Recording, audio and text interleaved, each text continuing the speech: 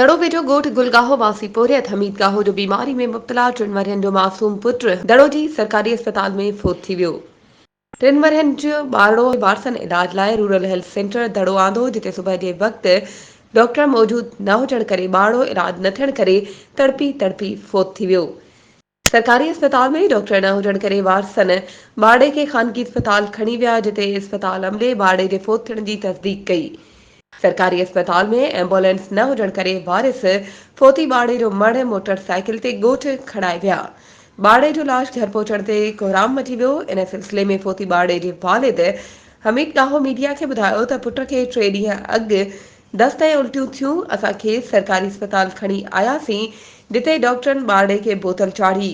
अॼु वरी संदसि तबियत ओचितो ख़राब थी त असांखे सरकारी अस्पताल खणी आयासीं, पर अस्पताल में को बि डॉक्टर मौजूद न हो।